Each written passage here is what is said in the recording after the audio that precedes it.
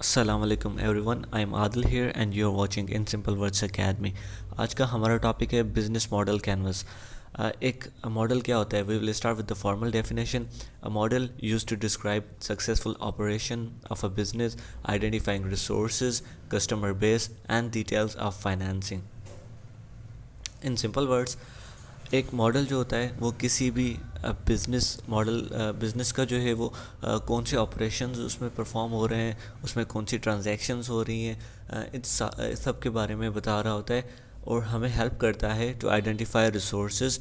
आपका customer base को identify करने में हेल्प करता है, मतलब आपकी क्या ऑडियंस है, आपके कौन से कस्टमर हैं और आपको आपसे वो किस तरह एंगेज रहेंगे।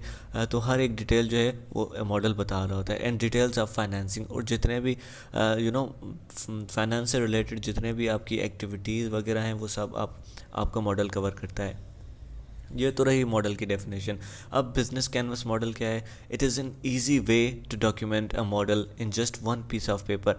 ये एक, आप इसको टेम्पलेट कह लें या आप इसको एक टूल कह लें, जिसकी मदद से हम एक पूरे बिजनेस मॉडल को एक सिंगल शीट ऑफ पेपर पे उसको एक्सप्लेन कर सकते हैं। उसमें टोटल 9 सेगमेंट्स होते हैं, जैसे आपको यहाँ पे डायग्राम में दिख रहे होंगे। पहले नंबर पे वैल्यू प्रोपोजिशन, दूसरे नंबर पे है कस्टमर सेगमेंट, फिर कस्टमर रिलेशनशिप आता है, and then channels, then revenue model, cost structure, key activities, key resources, key partners. तो टोटल इसके 9 सेगमेंट्स होते हैं। इसमें सॉरी, ऑर्डर वाइज जो है वो थोड़ी इसमें चेंजेस आ सकती हैं। आप किसी बुक में पढ़ेंगे तो वहाँ पे सेकंड नंबर पे कस्टमर रिलेशनशिप होता है, कहीं पे कस्टमर सेगमेंट होता है। So just don't worry about it. हमारा जो मेन गोल या जो हमारा जिस चीज़ पे हम फोकस करते हैं वो यही है कि हमें वो चीज़ समझ आनी चाहिए। Then we can rearrange the order. So first of all, इसका सबसे पहला सेगमेंट है वैल्यू प्रोपोजिशन। हम इस पे बात कर लेते हैं कि वैल्यू प्रोपोजिशन जो होती है वो हमें ये बता रही होती है कि आपका बिजनेस मैटर क्यों करता है। Why your business matters, it is solving any problem और नीड। क्या आप जो आपका बिजनेस मॉडल है जो आप कर रहे हो, क्या आप किसी की नीड पूरी कर रहे हो, आप किसी के मसले मसाइल हल कर रहे हो। जिस तरह यूट्यूब की अगर हम एग्जांपल ले लें तो ये जो है ये भी एक बिज़नेस मॉडल है। ये एक मतलब बहुत बड़ा बिज़नेस है, लेकिन ये क्या चीज़ कर रहा है जो हम इसके पास आ रहे हैं। तो पहली चीज़ हमारी नीड पूरी करता है। कोई भी हमें एंटरटेनमेंट के लिए कोई गाना सुनना हो, कुछ भी करना हो, we just go to the youtube.com। उसके बाद अगर कोई प्रॉब्लम सॉल्व करना हो राइट नाउ, अगर आप ये मॉडल पढ़ रहे हैं तो this is solving your problem. दूसरी बात, प्रोडक्ट या सर्विस आप जो दे रहे होते हैं, that is value proposition. For example, आप किसी गली में आईएसपी प्रोवाइड कर रहे हो, इंटरनेट सर्विस प्रोवाइडर बन जाएं। आप ऐसा कोई प्रोडक्ट तैयार करें, एंटी एजिंग क्रीम, जिससे कस्टमर की स्किन में इफ़ेक्ट आए, मतलब काम का हो। टीचिंग ईटीसी, आप हम अगर टीचिंग की एग्जांपल ले लें तो ये भी देखें, आपकी कोई एक नीड सॉल्व कर रहा है, कोई आपका प्रॉब्लम सॉल्व कर रहा है। आपने किसी को मैथ समझाना है, आपने किसी को साइंस समझाना है। So it's kind of a problem solving skill, या ऐसे नीड का कह लें। तो हमने बात की वैल्यू प्रोपोजिशन की। अब हम आते हैं कस्टमर सेगमेंट्स पे। देखें, आपने एक बिज़नेस तैयार करना, बिज़नेस आपका स्टार्ट हो गया, तो आप के पास कस्टमर कौन आएंगे, क्यों होगा, सब कुछ जो है वो इसमें कवर करेंगे। सबसे ये पहले बोल रहा है कि हु इज़ योर कस्टमर। इसमें ये बता रहा होगा कि आपके कस्टमर कौन है। Who boys internet service. अगर हम इसी एग्जांपल को यहाँ पे एक्सटेंड करें तो ये देखें, इंटरनेट सर्विस प्रोवाइडर, अगर आप किसी को इंटरनेट पर प्रोवाइड कर रहे हैं तो जो आपकी इंटरनेट सर्विस ख़रीदेगा that is your customer. Anti ageing cream है तो जो उस क्रीम को यूज़ करेगा that is your customer. Who wants to learn, जो बंदा कोई चीज़ सीखना चाहेगा, अगर हम उसको टीचिंग से रिलेट करें तो दैट इज़ योर कस्टमर। तो अब हम बात करेंगे कस्टमर रिलेशनशिप की। इंगेजिंग विथ योर कस्टमर, इसमें ये हमें चीज़ बता रहा होता है कि हम अपने कस्टमर के साथ किस तरह इंगेज करेंगे। हम सबसे पहली चीज़ तो ये है कि फ़ीडबैक लें बंदे से। इससे हमें अपनी सर्विस का भी अंदाज़ा होगा और उसकी सेटिस्फिकेशन लेवल का भी हमें पता चल जाएगा। और अगर हम उससे कम्युनिकेट करना चाह रहे हैं तो हम ईमेल का इस्तेमाल कर सकते हैं, हम फ़ोन के ज़रिए उससे इंटरेक्ट कर सकते हैं। आपके पास चैट्स अवेलेबल होती हैं, आप वो यूज़ करके उसके कस्टमर के साथ इंगेज हो सकते हैं। So this all comes under customer relationship. चौथी चीज़ जो है वो चैनल्स हैं। Medium to sell your product. आपने कोई बिजनेस बना लिया, आपका कोई प्रोडक्ट है, उसको आप किस तरह बेचेंगे। तो चैनल्स दो किस्म के होते हैं, एक होता है सेल्स चैनल, दूसरा होता है डिलीवरी चैनल। सेल्स चैनल, अगर सपोज़ करें आपका कोई ऑनलाइन शॉप है, तो that is your sales channel. अब आपका बंदा जो है, आपका जो कस्टमर है वो यहाँ से परचेज़ करेगा। लेकिन उसी का डिलीवरी चैनल क्या होगा, होम डिलीवरी। आप कोई भी लॉजिस्टिक्स कंपनी यूज़ करके उस तक आप वो प्रोडक्ट पहुँचाएँगे। एंड देन अगर आपकी वही फिज़िकल शॉप है, तो जो कस्टमर वहाँ पे आएगा, तो that is your delivery channel. Then आपका कोई सपोज़ कोई डिजिटल प्रोडक्ट है, तो उसका जो डिलीवरी चैनल होगा वो आपका इंटरनेट होगा। फॉर एग्जांपल आप कोई बुक सेल कर रहे हैं, तो आपको वहाँ पे वो कस्टमर आपका पे करके और डाउनलोड कर सकता है बुक। उसके बाद पांचवा जो सेगमेंट है इसका है रेवेन्यू मॉडल। रेवेन्यू मॉडल में हम ये बता रहे होते हैं कि हमारा बिज़नेस किस तरह से अर्न कर रहा होगा। हमने हर चीज़ कर ली, बिज़नेस बना लिया, हो गया, लेकिन जो इन्वेस्टमेंट हमने की है उसका रिटर्न भी हमें चाहिए। तो वो किस तरह से हम उसको रेवेन्यू को जनरेट करेंगे। तो सबसे पहले कमीशन। अगर आप कस्टमर या आपसे जो भी चीज़ें सेल कर रहा है आपके प्लेटफॉर्म से, तो उससे आप कमीशन लेंगे। And then comes the subscription. For example Netflix की एग्जांपल ले लें। नेटफ्लिक्स आपको फोर्स करता है कि आप उसको पे करें और फिर आप अनलिमिटेड कंटेंट आप देख सकते हैं। So that is subscription. इस तरीके से भी हम कमा सकते हैं एड रेवेन्यू। आपका कोई वेबसाइट है आपकी, तो आपने उस पर गूगल एडसेंस लगाए हुए हैं, वहाँ पे एड शो होते हैं एंड उसका रेवेन्यू आपको मिलता है। Then comes the cost structure. Cost structure से मुराद ये है कि अगर आपने कोई बिज़नेस किया है, तो उसको करने के लिए कुछ चीज़ें दरकार होंगी और उनकी ऑब्वियसली कोई कॉस्ट होगी। तो अगर आपने कोई बिज़नेस बना लिया, बिज़नेस रन कर रहे हैं, आप कोई ऑफिस रन कर रहे हैं, तो उसमें ऑब्वियसली एम्प्लॉयज़ होंगे, तो उनकी सैलरीज़ भी होंगी। तो ये आपके कॉस्ट स्ट्रक्चर में आता है। वेबसाइट है अगर आपकी, सपोज़ दराज की अगर हम बात करें, तो दराज.pk जो है उनकी कोई वेबसाइट है, तो उसकी मेंटेनेंस भी हो रही होती है और सारा कुछ, तो ये वेबसाइट कॉस्ट आ जाएगी। उसके बाद ऑफिस का रेंट है। अगर आपकी कोई फिज़िकल ऑफिस है, तो then you have to purchase और रेंट अ बिल्डिंग, और फिर उसके बाद उसके यूटिलिटी बिल्स वगैरह हो जाते हैं। तो this all comes under the cost structure. Key activities की अगर हम बात करें, तो ये वो चीज़ें होती हैं जिसको करने से आप अपने बिज़नेस को ऑन ट्रैक रख सकते हैं। ये वो चीज़ें होती हैं जो एक बिज़नेस में लाजमी करना होती हैं। सो मार्केटिंग इसमें आ जाती है। जिस तरह आपका कोई बिज़नेस है, आपने कोई नया प्रोडक्ट लॉन्च किया, तो उसको उसकी सेल्स बूस्ट करने के लिए आप मार्केटिंग करते हैं। And then comes the management. ये भी आपके बिज़नेस एक्टिविटीज़ में आ जाता है कि आप एक बिज़नेस चला रहे हैं, उसको मैनेज करना जो है मैनेजमेंट, ये भी आपकी की एक्टिविटी है। Then maintenance and upgradation. कोई भी चीज़ हो, टाइम के साथ उसकी मेंटेनेंस और अपग्रेडेशन लाजमी होती है। जिस तरह आपकी वेबसाइट है, सपोज़ आप किसी दौर में HTML यूज़ करते थे वेब पेजेस बनाने के लिए, फिर HTML5 आया, फिर पता नहीं क्या क्या। तो इस तरह से आपकी जो है अपग्रेडेशन होती रहती है। And then maintenance. आपकी अगर कोई चीज़ है, आपके सर्वर्स वगैरह हैं बैकएंड पे, और जितना भी काम हो रहा है, you need to maintain it. उसके बाद आता है हमारे पास जो आठवां सेगमेंट है, एट्थ सेगमेंट, दैट इज़ की रिसोर्सेज। आपने अगर कोई फैक्ट्री लगानी है, तो ऑब्वियसली यू नीड मशीनरी। आपने अगर कोई वेबसाइट बनानी है, तो you need computers and such kind of infrastructure. तो ये सारी चीज़ें इसमें आ जाती हैं। उसके बाद बिज़नेस को रन करने के लिए, उसको लुक आफ्टर करने के लिए कुछ ह्यूमन रिसोर्सेज हमें चाहिए होती हैं, कुछ हम बंदे हायर कर लेते हैं। सो ह्यूमन रिसोर्सेज भी यहाँ पे आएगी की रिसोर्सेज में। And then infrastructure.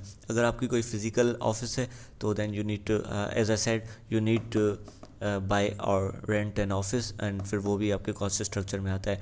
तो दिस ऑल कम्स अंडर की रिसोर्सेज। हमारे पास जो लास्ट इसका सेगमेंट है बिजनेस कैनवस मॉडल का, वो है की पार्टनर्स।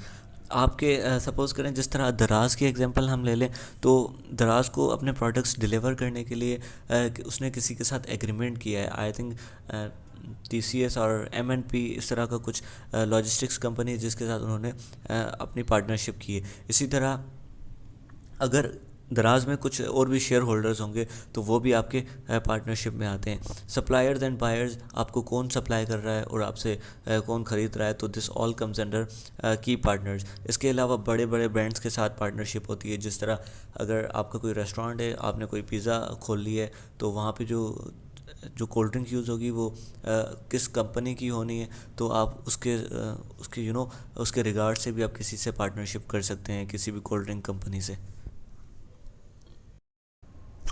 अच्छा जी, तो अब जो हमने बिज़नेस मॉडल कैनवास समझ लिया है, तो अब हम इसको यूज़ करते हुए Draws.pk का जो बिज़नेस मॉडल है उसको डॉक्यूमेंट करने की कोशिश करेंगे।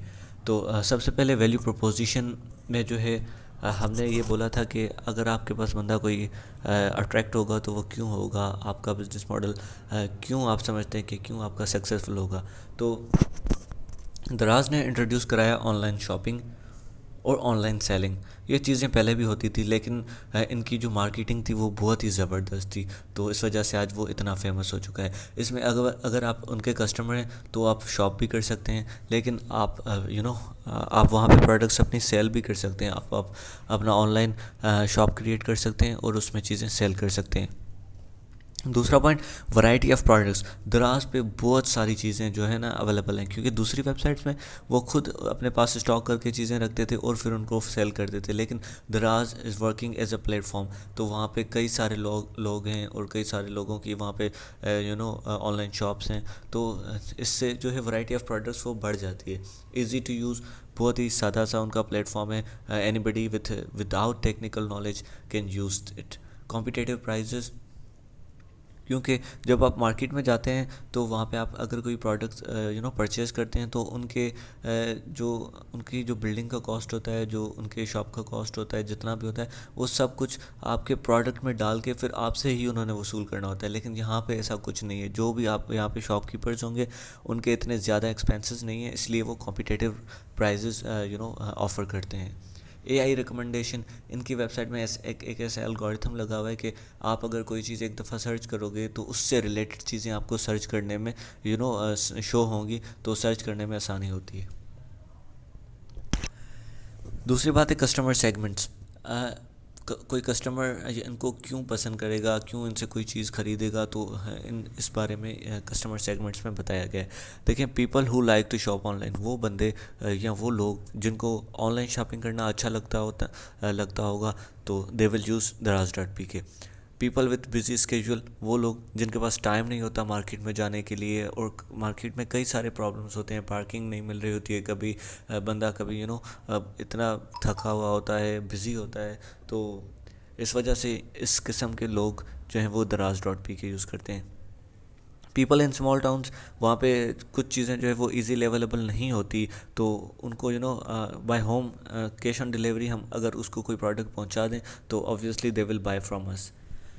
कस्टमर रिलेशनशिप, इसमें कस्टमर से आप किस तरह इंगेज होंगे और उससे किस तरह कम्युनिकेट करेंगे। तो आप ईमेल से कम्युनिकेट कर सकते हैं, आप फ़ोन से कम्युनिकेट कर सकते हैं, उनकी दराज की चैट सर्विसेज हैं और ऑफ़र्स। कस्टमर से इंगेज करना सिर्फ बातें करने से नहीं होगा या कम्युनिकेशन से नहीं होगा। आप अगर उनको ऑफ़र देंगे तो you are maintaining a customer relationship और अच्छे से मेंटेन कर रहे होंगे। सो आप उनको ऑफ़र्स देते हैं। फिर दराज सेंटर्स भी हैं, वहाँ पे आप जाके उनसे कांटेक्ट कर सकते हैं, आप जहाँ आपसे आपकी अगर कोई क्वेरीज़ हैं और वहाँ पे जाके आप उनसे पता कर सकते हैं। कूपन्स एंड वाउचर्स, वो ये इस किस्म के वाउचर्स भी और कूपन्स भी देते हैं ताकि अपने कस्टमर को इंगेज रखा जा सके। अगर हम चैनल्स की बात करें तो जैसे हमने बोला था कि दो किस्म के चैनल्स होते हैं, एक सेल्स चैनल होता है, एक डिलीवरी चैनल होता है। सेल्स चैनल, इनके पास वेबसाइट और एप्लीकेशन दोनों चीज़ें हैं, ये अपने प्रोडक्ट्स वेबसाइट पे भी सेल कर रहे होते हैं और इनका जो है वो एप्लीकेशन भी यूज़ हो रहा होता है। तो delivery channels, cash on delivery, आप जस्ट लॉग इन करके और जस्ट विदाउट लॉग इन करके आप उसको किसी भी चीज़ को परचेज़ करें and then they will deliver you at your doorstep. इसमें ये जो M&P और फेडेक्स ये जो हैं लॉजिस्टिक्स कंपनीज़ हैं जिनके साथ दराज काम करता है। पांचवा सेगमेंट है रेवेन्यू मॉडल। Daraz.pk किस तरह से अर्न कर रहा होता है, किस तरह से कमा रहा होता है। तो पहली बात है इसमें कमीशन। जो सेलर आपको प्रोडक्ट अपने सेल कर रहा होगा तो उसमें से कुछ कमीशन जो है वो Daraz.pk अपने पास रखता है और बाकी का जो है वो उस सेलर को पैसे दे देता है। सो इस तरीके से वो कमाता है। पार्टनरशिप की होती है उसने बड़े बड़े ब्रांड्स के साथ। उसके बाद आता है कॉस्ट स्ट्रक्चर।